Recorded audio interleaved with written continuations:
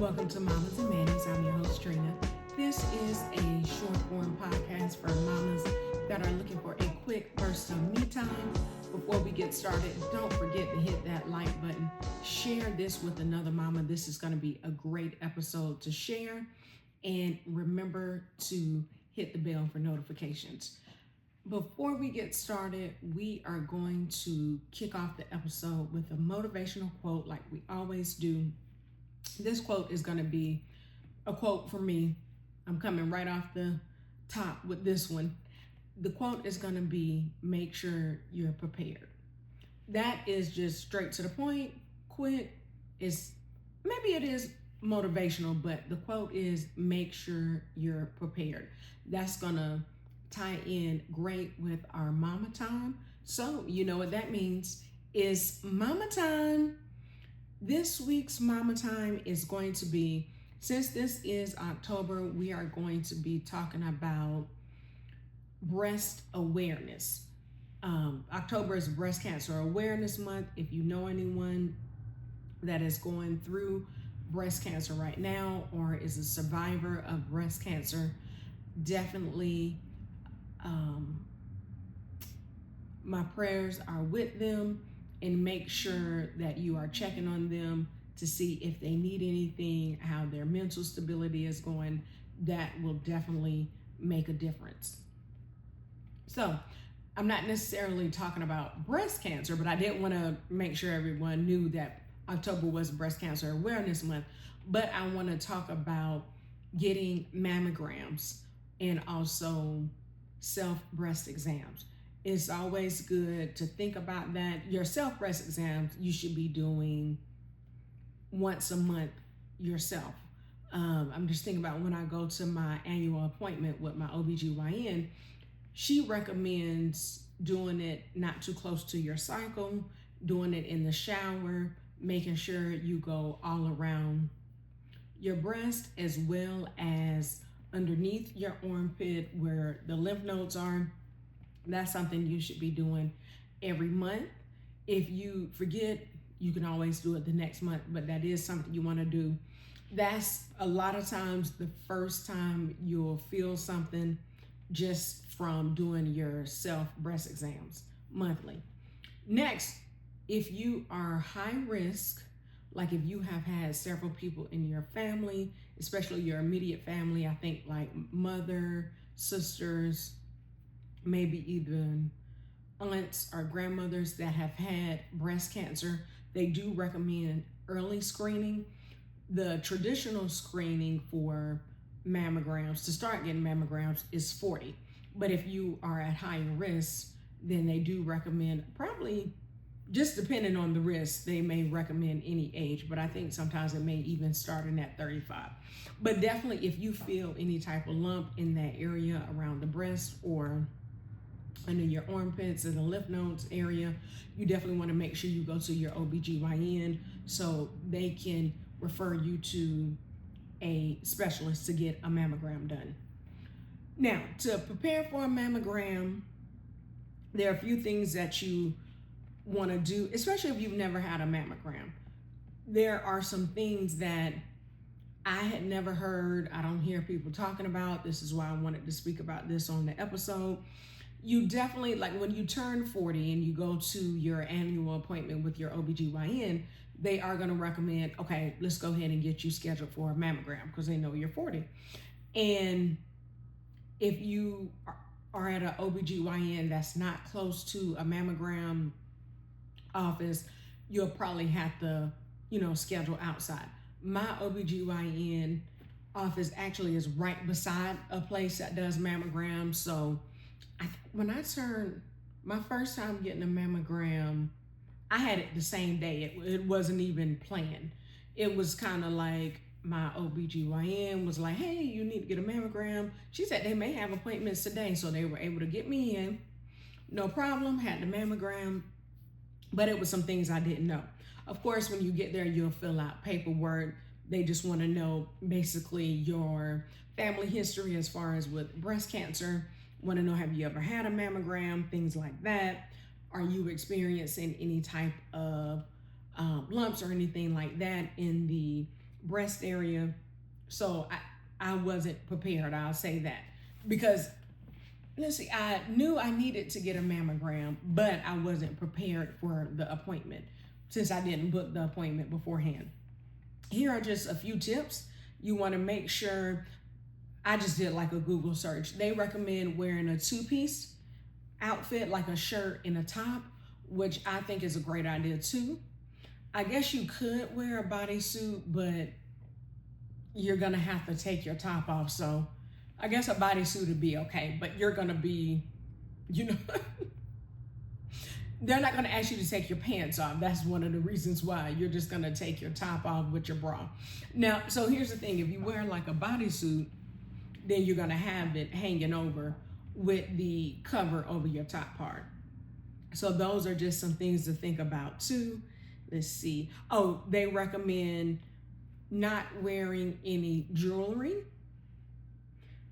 Earrings are fine. I think I've worn earrings, but like no necklace or anything that's gonna be like on your chest, or definitely nothing long that's gonna be in your breast area, because you're gonna have to take that off anyway. So the more comfortable you can dress, the less jewelry you have on, that helps out. Next thing is no deodorant. And the reason why they recommend that, because little pieces of deodorant can and may show up on the mammogram. So you don't want the radiologist, hold on, let me make sure this is I don't want to say the wrong thing. Let me check and make sure that's I'm going to put in.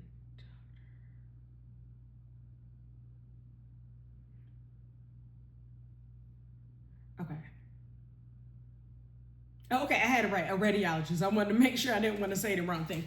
So you don't want the radiologist to think that deodorant or lotion, or they even recommend perfume. So that's kind of, if you, let's say this is your first time and you do have one lotion and perfume and stuff like that, they have wipes that they ask you to use to basically wipe up under your arm.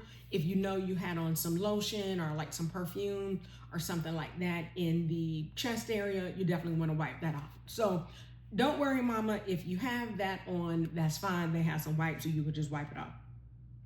So they talked about, oh, they even recommended earrings, body piercings, necklaces. So anything that can really interfere with the mammogram reading, you don't want to have that on. They actually said, I don't know, again, this is just a Google search. They recommend avoid showering or bathing immediately before your mammogram. I don't know about that, and I can't remember. Oh, maybe I don't have anything for before my mammograms. We already talked about no lotions, creams, or anything like that. Of course, you want to make sure you bring your insurance card.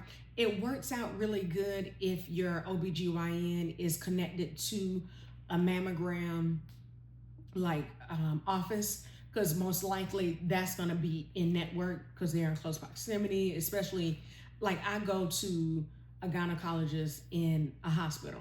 It's just, I like going there. I've been going there since I had both of my girls, so I really like the office.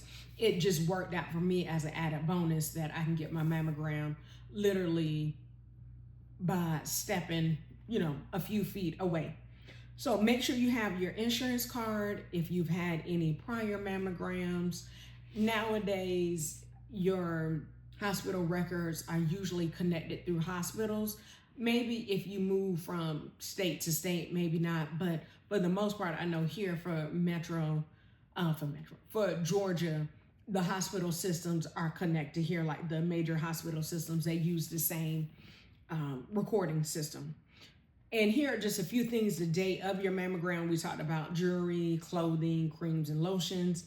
Make sure you arrive on time. So you want to give yourself about 15 minutes before, because you may have to fill out paperwork.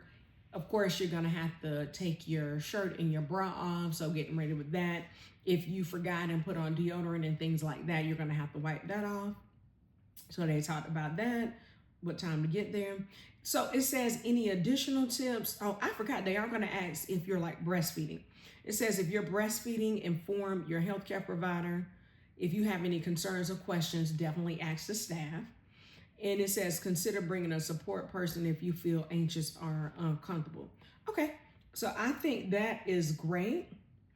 And then let's see, it looks like the American Cancer Society, they actually have a few tips on their website too,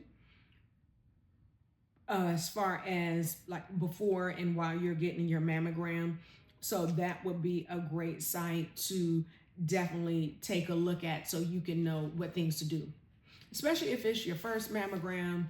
And I'm pretty sure the person that did mine, they asked if it was my first one. So they kind of, give you the spiel, let you know you'll take a mammogram. They do each breast. It does hurt, but not for long. It's literally like a few seconds. So if you have that anxiety in regards to that, it does hurt just a little bit, but it's definitely worth it. You want to make sure you know what's going on with your body. I would say that small amount of pain is definitely going to outweigh. It's not going to be let me go back. Knowing what's going on with your body will definitely outweigh the small amount of pain that you'll experience during your mammogram.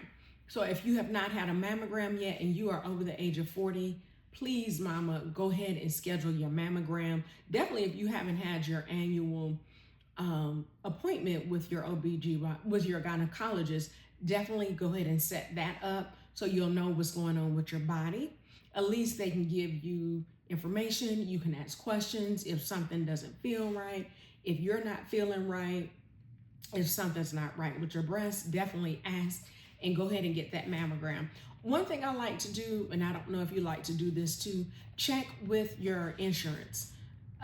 Make sure that like when you set your gynecologist appointment, just ask them, hey, do you guys recommend any spots to get a mammogram? If they recommend one, definitely call your insurance company. Hey, is this in network? That way you don't have to worry about that. Of course, you may have to pay your copay, but making sure that you don't have to pay additional funds when your insurance company can definitely recommend a mammogram office that's in network. So those are just a few things. I am definitely going to talk about some extra things on Patreon this week. So go ahead over to my Mommas and Manny's Patreon, join. We have 2 tiers that you can join. That way you can see I am going to talk about some additional information as far as what happens after a mammogram on Patreon this week. As always, go ahead and follow us on our social media platforms at Mommas and Manny's. You can definitely subscribe to our YouTube channel. We are still trying to get to 100. We are almost there. Subscribe to social media. That way we can share this information with other mamas. We want to spread self-care, self-love, making sure that you are taking care of yourself. And self-care can look like a lot of things. Just like this week we talked about mammograms, self-care is really knowing what's going on with your body.